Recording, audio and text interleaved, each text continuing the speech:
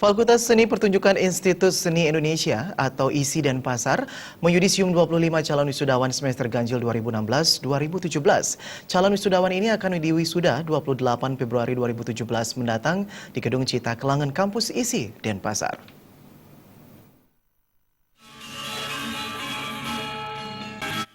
Puluh 25 calon wisudawan tersebut terdiri dari 1 orang mahasiswa Prodi Tari dan 24 orang mahasiswa dari Prodi Sendra Tasik di Gedung Natya Mandala. Dekan FSP ISI Denpasar Iwayan Suharta mengatakan dari segi profesi, yudisium kali ini sedikit berbeda karena terletak pada identitas dari FSP yang menampilkan potensi yang ada, yaitu seni tari dan seni kerawitan.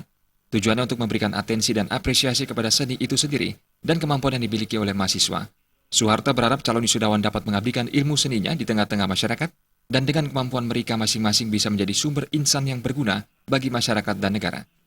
Sebagai sarjana seni, jadi mereka ketika tamat nanti mengantongi 2 ijazah gitu, jadi sarjana pendidikan dan akte 4. Jadi mereka terjun di masyarakat, jadi mereka sudah tidak diragukan lagi kemampuan. Jadi mereka secara legalitas itu ya mengantongi 2 SIM gitu. Ya, jadi secara personal dan juga akte mengacara gitu. Sungguhnya kita kan dalam persaingan global tetap kita memacu mahasiswa. Jadi mereka tetap ada peluang untuk merebut pasar kerja.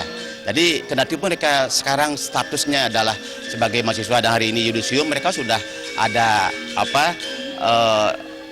rangkaian kegiatan di luar perkuliahan mereka. Jadi mereka sudah punya job-job yang mungkin menjanjikan bagi mereka ke depan. Wakil Rektor 1 ISI Denpasar Profesor Inyoman Artayasa mengatakan, untuk meningkatkan kualitas pendidikan, ISI Denpasar telah melakukan berbagai upaya, salah satunya meningkatkan akreditasi institusi menuju akreditasi A.